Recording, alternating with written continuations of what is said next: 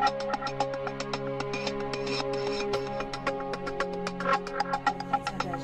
going to put this to one. Is it better if I speak with this? Or are we? Okay, I'll hold on to this then. So thanks, Nadej, for the introduction. Basically, today I want to talk about some research that I did with VOX-Pol last year, last summer in July 2015, which was specifically around Twitter. And I started off looking at gender and then realised that there was something quite interesting happening around this phenomenon of suspension, which is when Twitter takes down accounts to stop ISIS basically in its tracks. And this is research that I did as a mobility researcher. They have a fellowship for this kind of research, so if anybody's interested in those kinds of fellowships, I would suggest also getting in touch with them. So what I want to talk about today is kind of, 4 stages, a bit of context about why Twitter matters and why it's an important site and was a particularly important site at this time.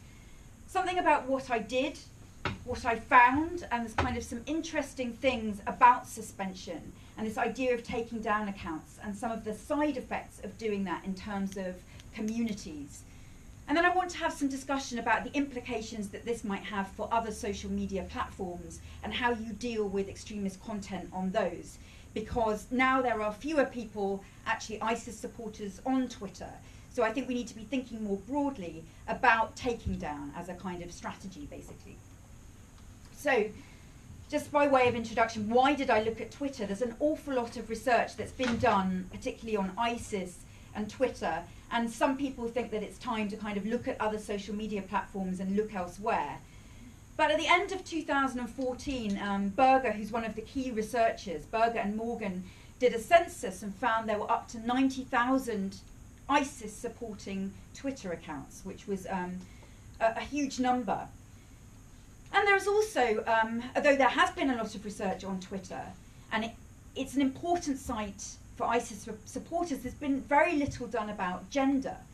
So this is something that was a bit of a gap that I wanted to try and fill by looking basically at differences between behaviours, contents, tweets of people who say that they're men and people who say that they're women. Because of course with Twitter, you're kind of working a lot at face value. You can't always check that people are who they say they are. But there's been work done by Clausen, for example, talking about women and the factor of women disseminating tweets and being secondary disseminators of information put out by other people. There's been work by Saltman and Smith looking at a very small sample of online female supporters, but which goes very in depth. So I wanted to do something a bit broader and really sort of fill a bit of a gap there. This was also a time when there was a lot of discussion about female recruitment online to ISIS and about this grooming phenomenon. So that was what prompted me really to look at this research. Oh, and I should go back to this phrase, wilayat Twitter. Wilayat is an ISIS province. So this was something which was frequently coming up amongst my supporters, showing just how important Twitter is as a space to them. I say my supporters, I mean my sample there, ISIS supporters. But this is really something that they kind of boast about and that they see as an important part of being on Twitter, that it's their colony online. Actually, since I did this research in 2015, Twitter has really acted to kind of pull down accounts, to suspend and take down a lot of accounts. 125,000 accounts suspended from summer 2015 to early this year, which then became 360,000 accounts. Twitter blog about this. And some people, even though this is big numbers, they say this isn't enough. The Home Affairs Select Committee in the UK has said, this is a drop in the ocean. We want companies to be doing more, because what we're seeing is social media platforms being the Wild West of the internet in terms of extremist activity. So even though Twitter has taken out and suspended all these accounts, really upping their suspension rate, there are always people who will say, you should be doing more. And in fact, whilst ISIS has been the focus of Twitter suspension, Berger has been continually studying what's going on and said, look, other groups have been learning from what ISIS was doing online, and you've now got a proliferation of white supremacist, white nationalist accounts. So this is an ongoing, you're stemming a flood of accounts. And it's this is just one way of doing this. In terms of CVE initiatives, obviously you have preventive initiatives, you have repressive initiatives, things that stop people doing things to begin with, things that deal with what's going on. So suspension, the taking down of the Twitter accounts, is a repressive measure. And as far as Berger and Perez are concerned, it's been very successful. It's taken a lot of numbers off Twitter, and there's been effects, cumulative effects of that. Because people come back, but each time they come back and they're taken off, they become weaker. When you look at the numbers that they have of their followers, the material that's online, because if you delete an account and suspend it, you take off all that material that they had tweeted previously, videos, pictures, PDFs, links to other sites, and you really impact on the networks. So this is really trying to tackle actions on Twitter, propaganda, recruitment, fundraising. Berger says, it's really important, even if people come back, even if you can't get rid of them entirely, what it does is waste their time. So he sees it as, there's a core business. People are doing these activities on Twitter, take them out, it's a waste of time, they have to get back up and running again. But what I was interested in is how the sample was kind of describing this themselves, because this is not just a question of how we perceive the actions that they're undertaking on Twitter, but of how they perceive what this Twitter life means to them as part of this community, this milieu online. And I was interested in the meaning that they were giving to their own space as much as anything else. So how did I start doing this? Well, I had actually a very short research period. It was just a 2-month mobility exchange. So I had 1 month of data collection and 1 month of analysis. This was in July of 2015, and what I began with was a hashtag search on hashtags there are some common ones, they change quite a lot. So for example, Die in Your Rage, Bakia, Mosul, Raqqa. There was some hijacking of other hashtags such as 77, which was a commemorative hashtag for the London transport attacks, which it was the 10th anniversary last year. And I used that to find 5 seed accounts for men and for women, and snowball samples to find the sample. And what I was going for was a sample that I could really get to know personally myself, going through line by line every tweet, so it couldn't be too big, but it had obviously to be big enough to warrant saying something about a broader set. So I was looking for 40 men and 40 women. And I took data harvests using a platform called Twitonomy, which is a pay-for platform which basically gives you tweets and it gives you some basic analytics on the information that you're getting from Twitter, which I'll go into as we come to further slides. I was very interested in having whole life cycles of accounts. So some large N samples have only looked at discrete amounts of data, so the last 100 tweets, the last 10 tweets, and I wanted to look from beginning to end of accounts to see what was going on in terms of the life online of these ISIS supporters. And I was predominantly looking at English users.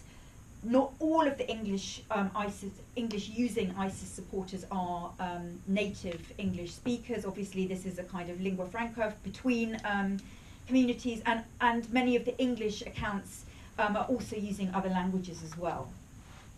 And I was only looking for people whose primary use of this account was to support ISIS, basically. So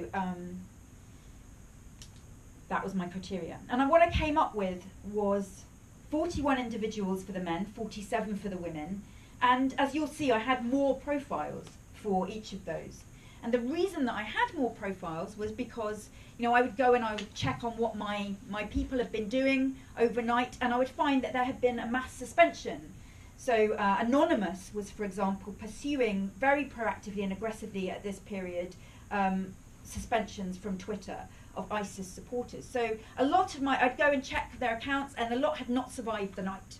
So then I would try and find them again, and they're all trying to find each other as well. So this is kind of almost like a sort of tsunami going through their sea, and they're all kind of reeling around looking for one another, and I'm looking for them too. So in some cases I found them, in other cases I would replace them, and I ended up therefore having more profiles and more individuals, because sometimes I'd replace them and then I'd find them again anyway. And the reason I have more women is because during this period the women were being suspended more. I don't know why that is. Of my data set, I don't know how honest they're being, but for many of them were saying quite openly where they were and giving personal information about themselves. 9 of them claimed to be in Islamic State territories of the men, and 6 of the women. During this period, I had 12, as you'll see, 12 suspensions, 12 people suspended in the men. That's 19 suspensions overall, because people got resuspended numerous times, and 16 for the women, with 25 suspensions affecting the sample overall. So this was something that, you know, affected quite a number of them. So the findings, I want to talk first about what I noticed around suspension. So as I said, I was interested primarily to begin with in gender and behaviours. And suspension was something that I became interested in because of the data that I was seeing and the reactions to this from my sample online. So when I started collecting data, I was collecting tweet content. I don't know how many of you have Twitter accounts, but there's a lot of things that you can do with Twitter. So you can post 140 character comments, you can add in links, you can link to PDFs, you can retweet other people's material, you can mention it, you can engage in conversation publicly and also privately. And you can also really create an identity for yourself online. So I was interested in, for example, the photographs, the images that people were using for their profile picture. I was interested in the images that they were using behind. You have 2 images that you can put, a background image and a profile image. In the names that they were choosing, in the handles that they were choosing, which is a different thing, the @ is the handle. In the biographical information that they put for their profile, and in their location. So all of this I was gathering multiple times. And what I noticed was that frequently both the images and the text was representing suspension, the taking down of accounts and removal of accounts in this identity. So for example, this user is referring to, this is her 3rd account, and she will keep coming back, like Ebola. And she also, as you notice, she says that, you know, she doesn't want men direct messaging her. So this was, this gender mixing is something which, at least publicly, a lot of people say they don't like. It's again another important reason to look at gender differences in ISIS communities, because there are gender segregation, a lack of free mixing is something which is part of the ideology, the Salafi jihadi ideology, and something which is enforced online as well as offline. So to me that was important. These communities have their own gender bias that they're creating themselves without my necessarily looking for it. So this interested me. And one of the first things that I think, you know, is worth highlighting is that in identity creation online, suspensions were incredibly important in creating those identities. So this is, all of these accounts, I should mention, were suspended long ago, although the users may or may not be back online. So there were visual representations of suspension. So this act against them was being reformulated as part of their own identities. They were taking this and reclaiming it for themselves as a kind of badge of honour. Visually, you would see very frequently, particularly among the men, the screenshot of this notification from Twitter that your account is being suspended, used either for their background picture or for their main picture. You've got that in 2 cases here. And Die in Your Rage, this character here, who says, you know, it's his 11th account. So this mentioning of how frequently you are prepared to come back is, you know, it's really seen as a sort of badge of honour, as a kind of protest and an act of resistance against what Twitter is doing to ISIS supporters online. And it's also very important with reference to this idea of bakia, which is this, it's a very fundamental concept amongst ISIS supporters. And it really means endurance, remaining, withstanding, that this, whatever is thrown at them, both online and offline, they will come back and they will endure.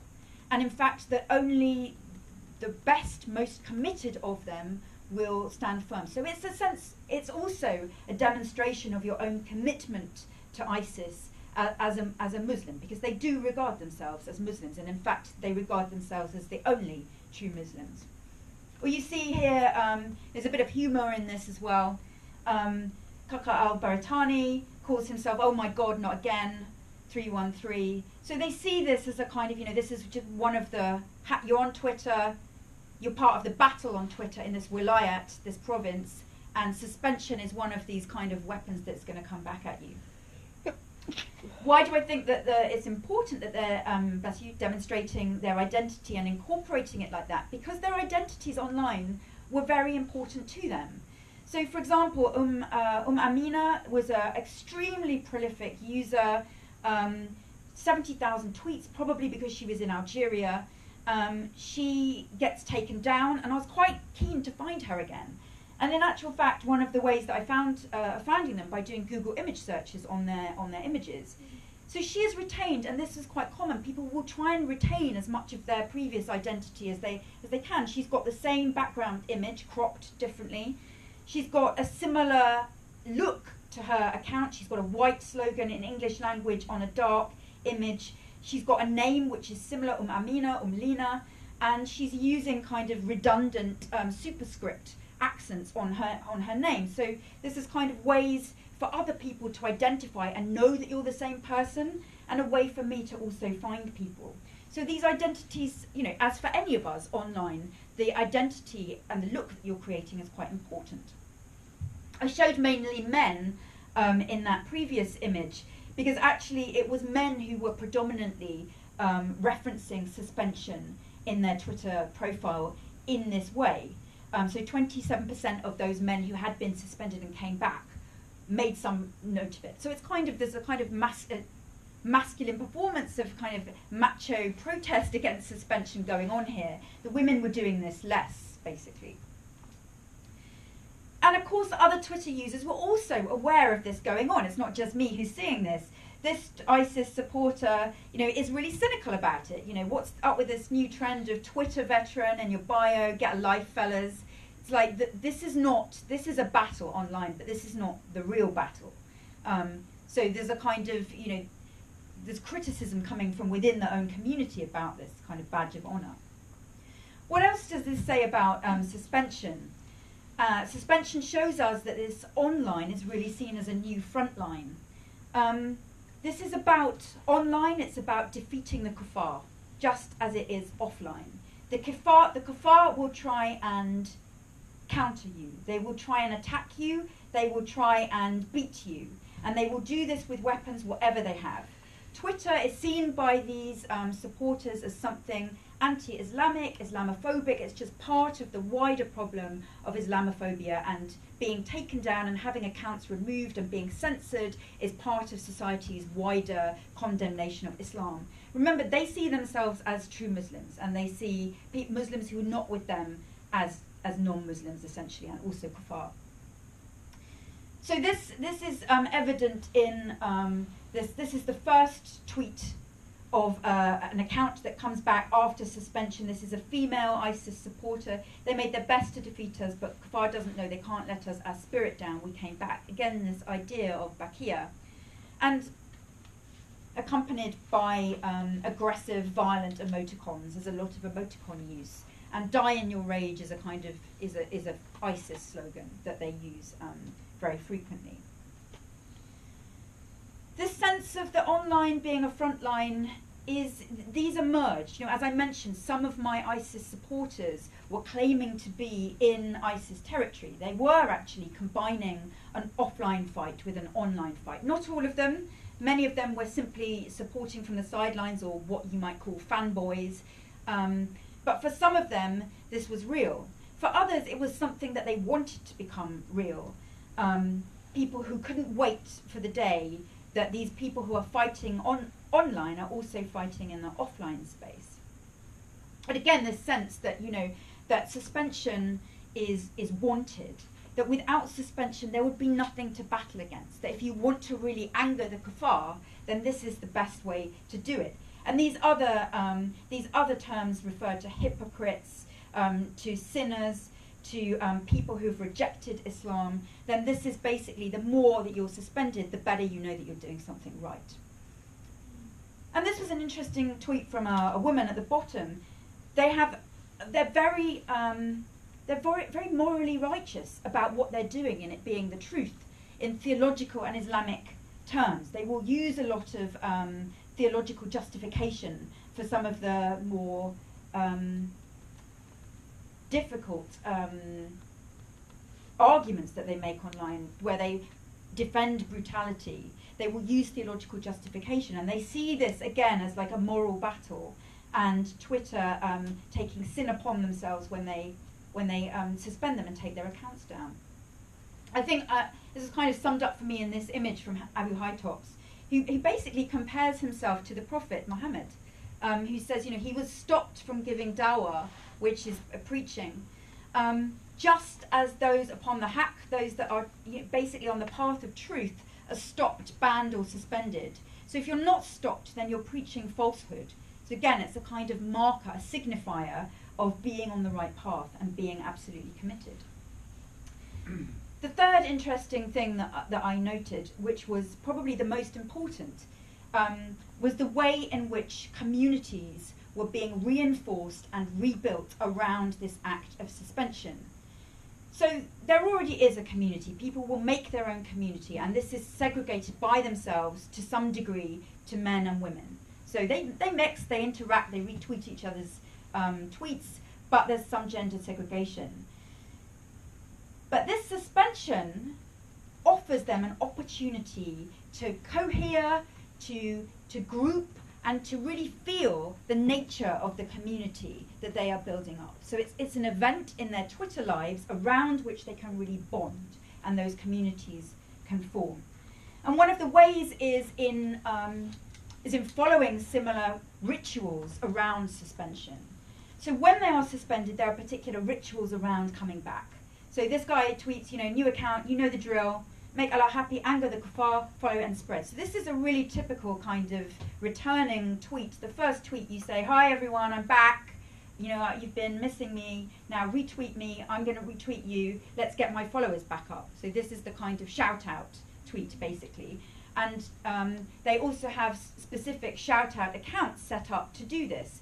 And many people would have backup accounts where they've already told their friends, if I get taken down, this is my backup account, so you know that it's me. And this ritual kind of had particular gendered ways of expression and seemed to be performed differently between the male supporters and between the female supporters.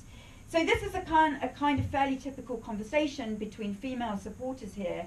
So although they're also posting extremely violent images, they're very supportive of violence for men, their text is peppered with these very feminine emoticons, hearts, flowers, and this very warm and very loving kind of language around coming back. I'm so happy to see you after a while. I'm here for you always. I miss you. These are the kind of things that they'll be saying. Where were you? We missed you. And there's also a language which is part of this ritual. So where they say Jazak Allah for retweeting and for shouting out. I'd seen a conversation where someone had been saying thank you to other supporters and was corrected and told, no, we don't say just thank you, we say Jazak Allah because that's how we say things. So there's, a sort of basic use of Arabic, better than mine, going on here, but that becomes part of the ritual of coming back in these kind of gendered ways. And they're aware of this also. And this, again, was a tweet which I've chosen because it kind of summed up to me how they are responding and how they're trying to reconstruct this act of being taken down for themselves. It's when you're suspended that you feel the love and support from other Muslims on Twitter the most. I love being suspended with this little smiley face. Now, I don't know if this is truthful or if this is just put out there as a kind of, a way of saying, actually, suspensions are really hurting us. We're going to pretend that they're not. But this was something which I was seeing in these other representations, which seemed to me to be quite widespread. And this was very much about protecting not just a community, but a family. So this sense of community as Bakia family was something that was referenced by these supporters in the sample, and something that, you know, came up again and again. This is Bakia, this sense of endurance, the family that will remain. This is a closed circle. Okay, we can all read their tweets, but to them, it's a circle which needs to be protected from people like me. I wasn't interacting with anybody. This is all open source material that I was taking, but they're very conscious of the fact that journalists, researchers, the police are all trying to infiltrate their circles, that there are many people out there who are pretending to be ISIS supporters when they are not. So this is a warm, communal feeling for those in the in-group, and for the outside, they need to keep them at bay. So the suspension creates a situation where they become unsure of their own communities. They have to test again. So maintaining that identity from before is important, and checking. So they will test each other as to the, you know, whether they are who they say they are. And this family is important because for some of them, it's become the only family that they really have. Some of those who were tweeting from ISIS territories were saying, you know, talking about how they've lost their actual family, has rejected them because of their extreme ideological position and because of their support of ISIS. So this virtual family becomes something quite real. And it's very frequently referenced. So suspension is not just something that they get over and come back and get on with the actions of being online, the recruitment, the propagandizing. It's really an event in their lives. It's something which they talk about. And it's not just in the shout-out tweets, but discussion about how suspension happens. Why does Twitter suspend us? Am I going to get suspended now that I've got 400 followers? Whenever I get 400 followers, I'm suspended. Maybe it's this person. I think this person is a spy. I think they've the one that reported me and that they suspended me. Is it because I've been on here for 6 months? I noticed that when I've been on that's the most I've ever got to. So these conversations around what those actions against them are, trying to understand and make sense of that, they also made up quite a lot of the conversation and the chat between people online. And that, again, was more prevalent for the women. They were having more discussion about this in my sample than the men, although not by a huge amount. This graph is a bit misleading. Why does it matter that communities in communities of men, communities of women, are finding suspension useful to build and strengthen those communities and enforce them more? Well, they have a role. In the offline space, as in the online space, they've got particular things that they need to do. They have to police their own behaviour and ensure that they stick to the norms which are set out by ISIS. For women, this is very much around presentation, as well as about ideology, how they look, how they dress, the way that they're behaving, adhering to principles of modesty. And there is a lot of discussion amongst both the men and the women around dress, beauty. These things are important. They're not regarded in the same way as they are in Western culture or non-Muslim culture or non-ISIS culture, but they're important and a frequent topic of conversation.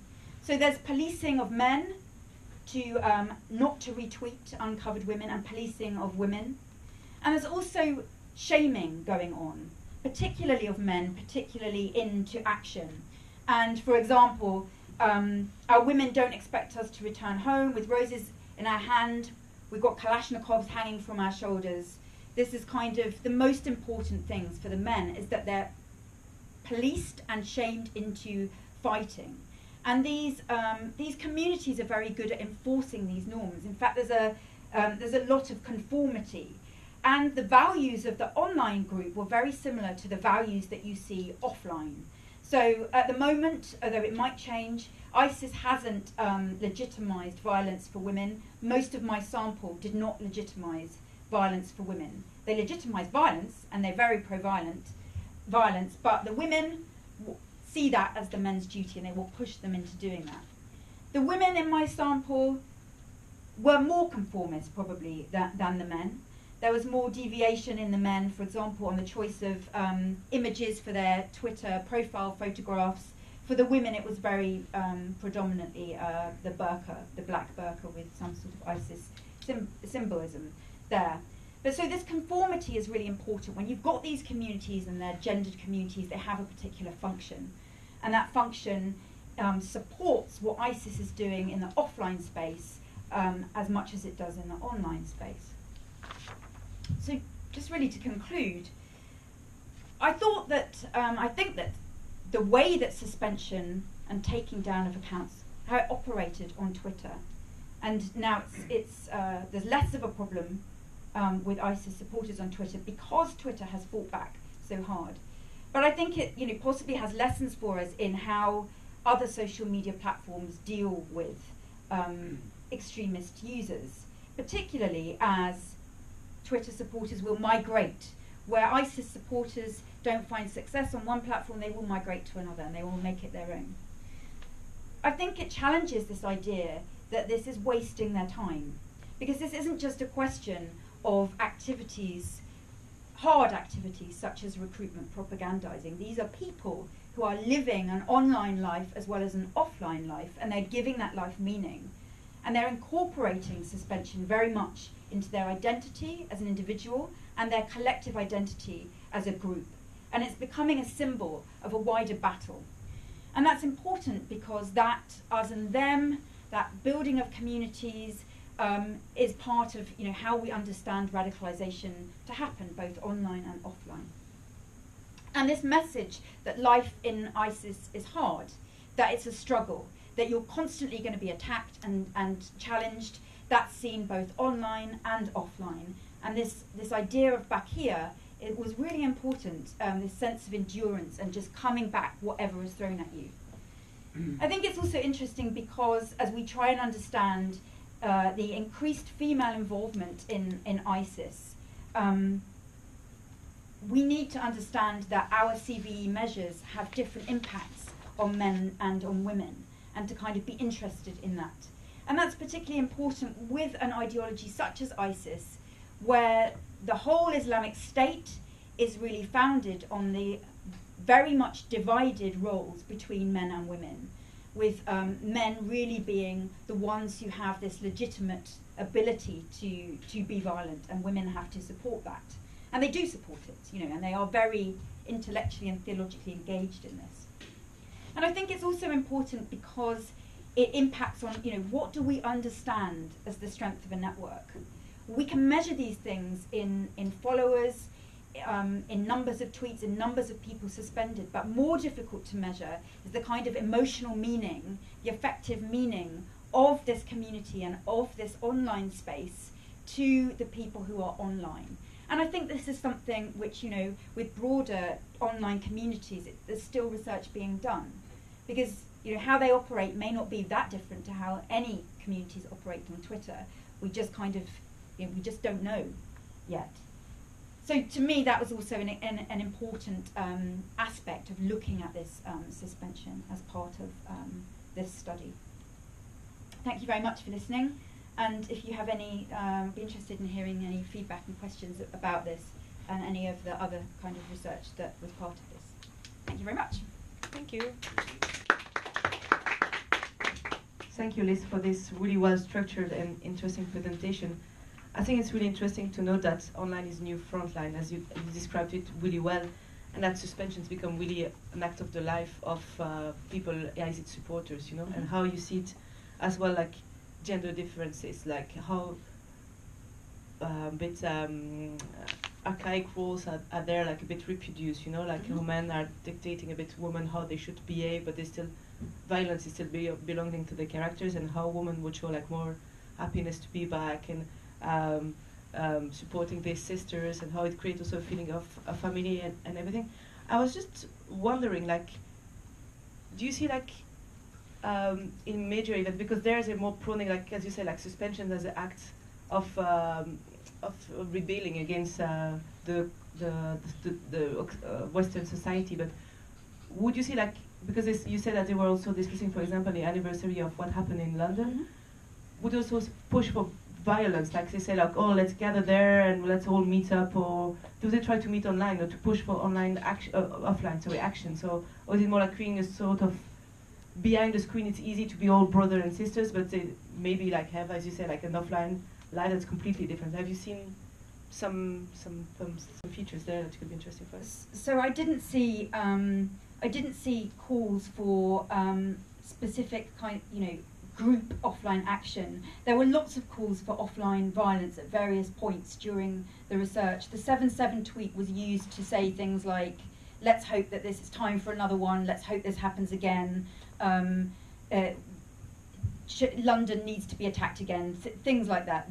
So there were frequent calls for violence, but I didn't gain any sense of whether these people had any kind of relationship outside of the online sphere. It wasn't my perception that they did, which is probably why a platform like Facebook, and I know that there is work going on researching Facebook, is a different kind of way of, because that tends to be more about real offline relationships building first. So I think that it's interesting, and I think there probably is a difficulty of this kind of research where you're basically looking at open source material and you don't know what's going on behind it. You don't know, and I'm quite skeptical about this kind of online research, or I was before I did this project, because I feel like, well, what is the relationship to the offline space? What is the relationship to violence? We know that a lot of this is just noise, that most of these people are never going to do anything. But it's a question of how important is that noise to those people who will go and do something. But I mean, all online research has this really crucial limitation. And until we're able to do research which is kind of a little what I'm trying to do with my PhD, to talk to people and also look at what they post, because sometimes talking to somebody and what they put online are two very different things. That doesn't really answer your question, sorry. No, it does, thanks. I still have a lot of questions, but maybe I would give first the floor to the audience. So if you have questions, please raise your hand, and it would be great if you just mention your name and the organization. First, thank you very much for your presentation. It's really a fascinating topic, and you did really a great job. So my name is Clara Boisselin. I'm working for the region of Brussels capital, and I wanted to know, because I worked a little bit on topics related, especially on how people who are not committed to ISIS actually perceive ISIS, and the people who are considered as radicalized or framed as radicalized. And in the end, what you say about suspensions on Twitter also exists with people who are insulting Muslim people, and especially Muslim women in the end.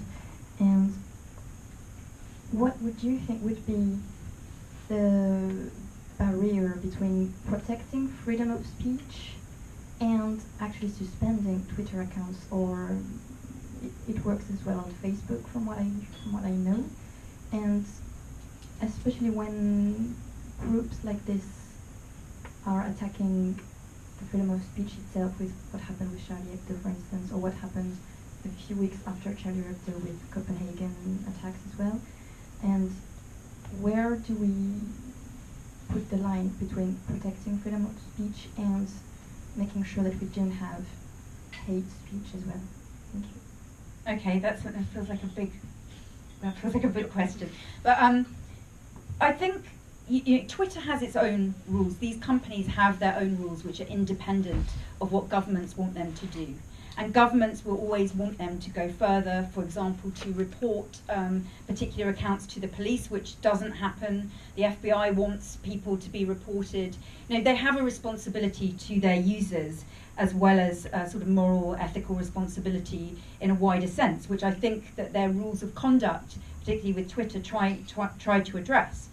There is clearly a lot of diverse hate speech on social media platforms, not simply relating to this, but in the way that people engage with one another generally in terms of debate, which is not always necessarily helpful in my personal view. But the question between suspension, if you want to tackle a particular group using a tactic like suspension, I think what Berger and Perez say about the effect of that cumulatively in getting rid of it, fine, great, they've achieved something, they've got rid of it from Twitter. But have they got rid of it from everywhere? You can never get rid of it from everywhere.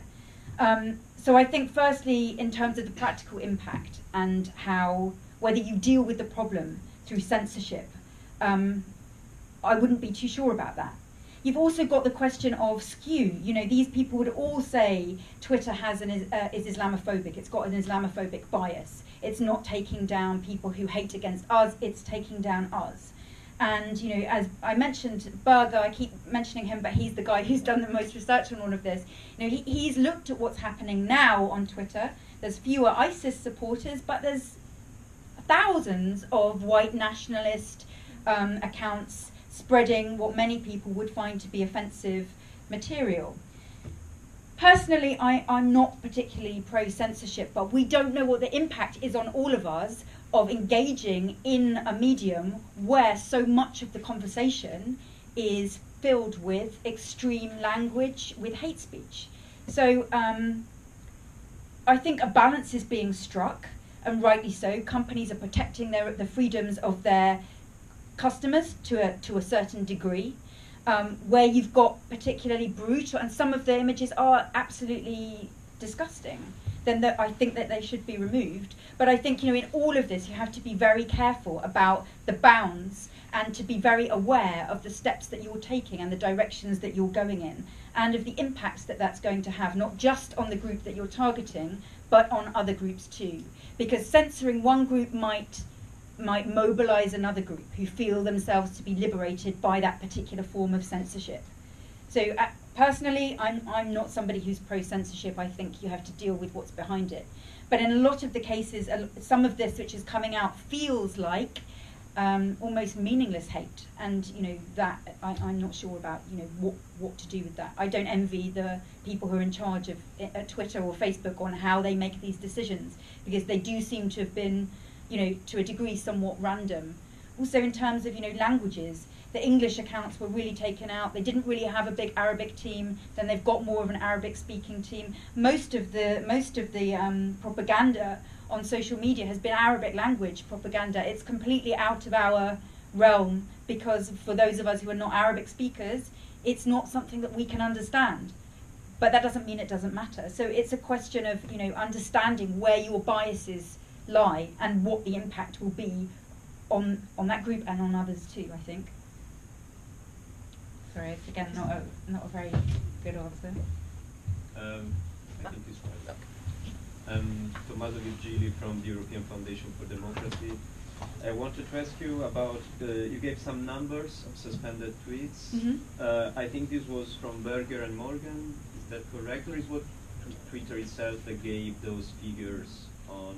That was Twitter itself. So that was the Twitter blog. So the 150,000, the 360,000, yes. That came from Twitter, yeah. Okay. And the other question: do you know if this mechanism of suspension is all manual, like people that receive certain flag, or if there is also software doing some automatic work? They blog about what they're doing against violent extremism on Twitter, and their blogs basically say that they have really, almost since, nothing to do with me, but since I did this research, they've really made this a focus of their work, Twitter.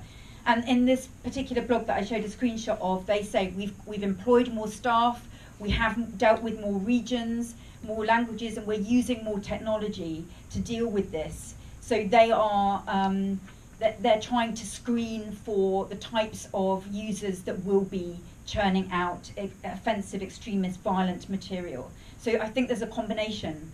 I don't know, because I haven't had from Twitter exactly what they're doing, but they've become more open since they've had criticism for being known as this wilayat Twitter. They've been more, I think, open about what they're trying to do and the impact that they've been able to have. So yeah, they are using other technologies. Hello. Hello. I think I can give an element of answer here. Oh, great. But I have a question for you also. So you mentioned. I'm sorry, maybe it's off.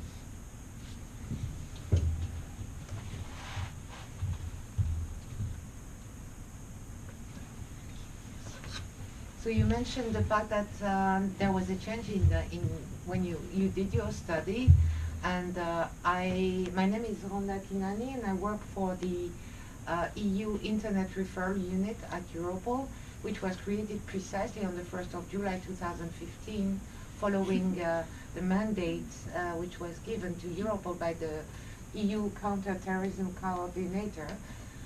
And whether we believed personally or not in the power of suspension, we had to create that. So this is where we played a role, I believe, because we already had a team of people knowing Arabic and Arabic speakers, and also Russian and Turkish and other languages, and many European languages, and communicating with Twitter, and at the beginning doing manual work and more automated work. This is where maybe I can give you an answer for that. And I think that in some aspects the way we found accounts and observing the network, which is unfortunately still opaque, Twitter created its own algorithm for that. And what is very important to say here, I think, is that we never refer to any common legal framework, because there is none. There is no European legal framework. It was only against, we referred content that violated their terms of use and conditions, only, of course, and only obvious content to build our reputation. So Okay. that's Thank what you. I had there. And I have a question okay. for you. So you said that at the beginning you said that you observed accounts of users who say they are men or women, and did you? Of course, you don't know the reality of that. And in your experience, was it consistent with what they said about themselves? Yeah, because I kind of screened out quite a few. So there was some that were bots, very obviously bots, because you can see them tweeting in a non-organic fashion when you use Twitonomy. That you get the kind of, you get a graph of when and how they're tweeting, and they're just like, but whereas most people are kind of, like that. I looked at, because I was looking at the content of every tweet. So I can see, if people are accepted by other, if people seem to be accepted, if they're having repeated conversations with the same people and they're all women or they're all men, then I, over the month, am inferring that there is it's not scientific. It's entirely kind of intuitive. I'm inferring that they are to some degree who they say they are. But we had a case, but this is not an exact science, because I don't know that they are who they said they are. And there was the case of the guy whose name I've now forgotten. I think it might be Joshua Goldberg, who was like a teenage kid who was in his basement of his parents' home, and he was online as a kind of, as a neo-Nazi, as an ISIS supporter, as a really committed feminist. He had all these different personas and was pursuing this kind of hobby of just being extreme online.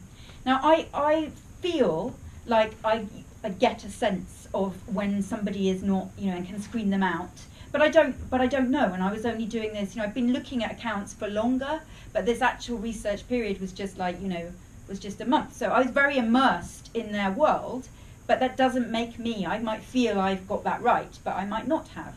So I think, it's a very important, undermining, it's a limitation, very important limitation of all of this work. However, I did feel like, I was getting a sense of personalities of people as I was reading through their tweets and their conversations.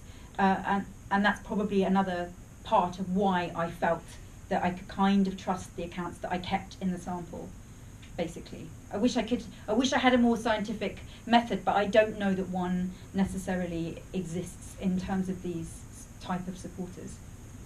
Thank you.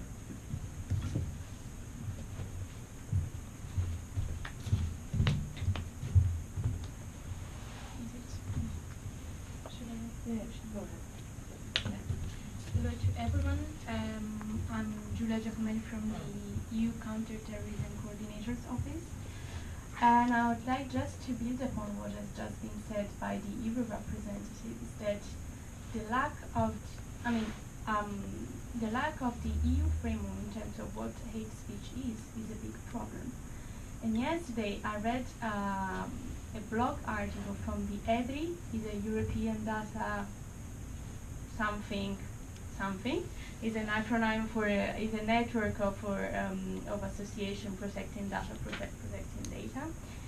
And what they were saying is that we can't rely on what companies think is hate speech.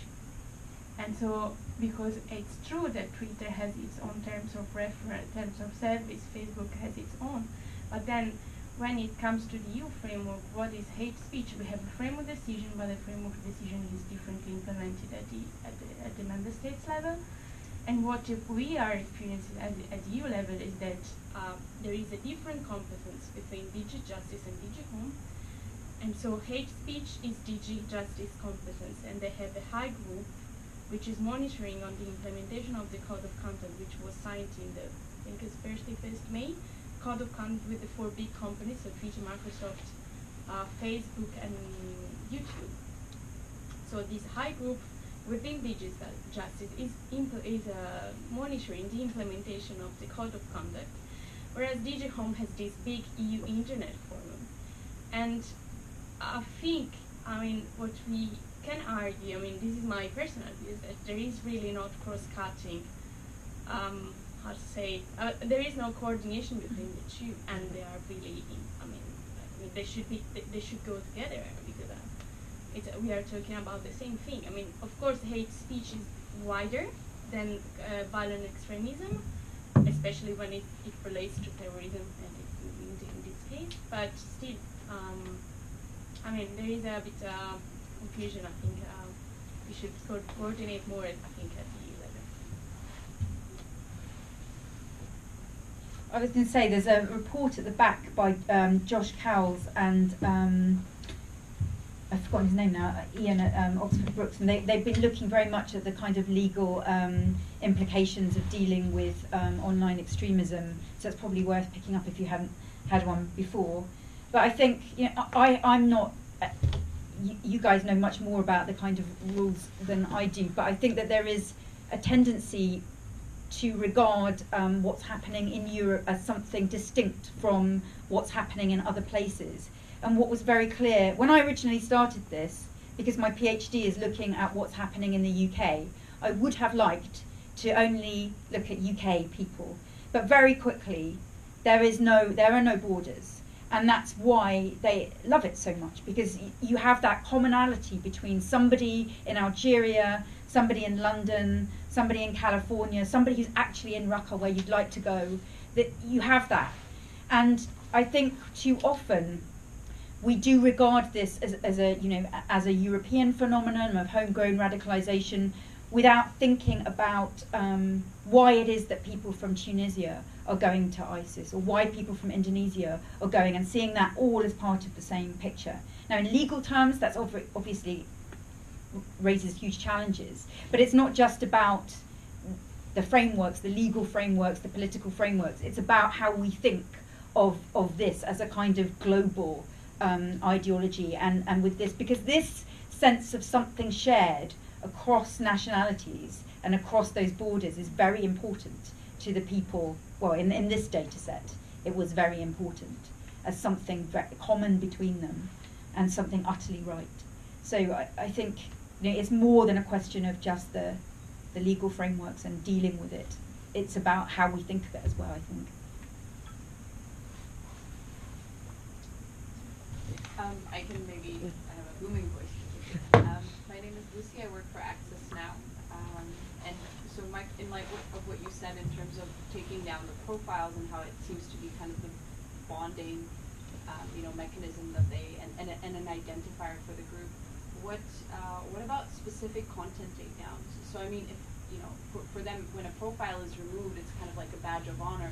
But what happens, and did you experience that within your research of very specific content takedown? So for instance, they're trying to post a video or a certain link to a certain PDF, have you seen that like reoccurringly the same content being taken down? And is that more effective? Does that build more frustration and desperation within them than this kind of like sense of, you know, fight, like, oh, they took down my profile, I'm here again. You know, when I think when we started speaking about automated content, I think that can be much more effective at silencing specific messages. Is that something you would agree with or disagree, or is there no sample for that? Well, I didn't actually I didn't break that down, but just from the sample. So there are limits, there are self-imposed limits to what they will do, knowing that they will get suspended if they do particular things. So for example, I had very few accounts where I thought, you know, I started off thinking, right, I'll find the recruiters and I'll find the propagandists. And actually everybody was doing a mix of different things. But there was one account among the women where I thought this is a pure recruitment account. This was somebody in Libya who was basically, from the moment she was back online, she was entirely focused on getting information to people about how to get to Libya if they couldn't get to Iraq and Syria. But she was very careful about that information because it did get taken down.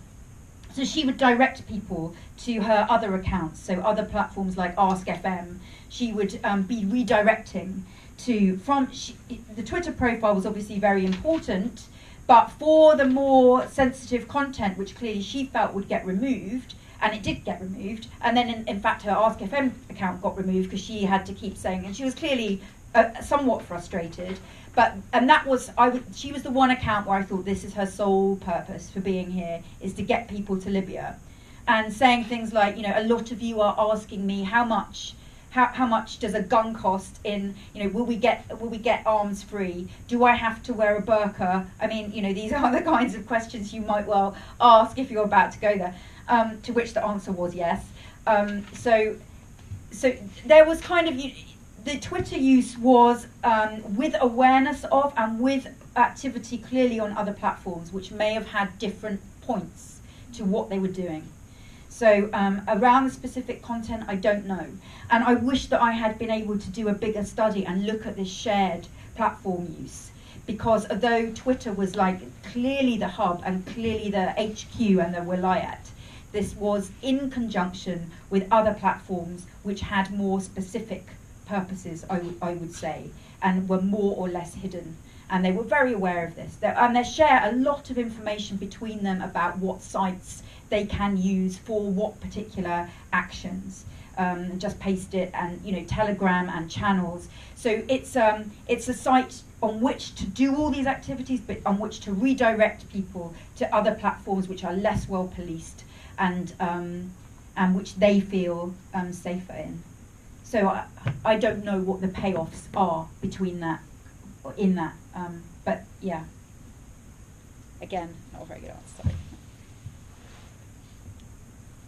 Thank you. I think we can continue the discussions over lunch unless you want to add something. Thank you very much for this great presentation. I think we had a clear view on how suspension is perceived in the online community and the differences in genders as well. So I'm glad we can continue that over lunch if you like. Thank you very much. Thanks, and see you next door then. Thank you. Thank you. And see you next week as well. The program might be slightly changed, but we'll send some information soon.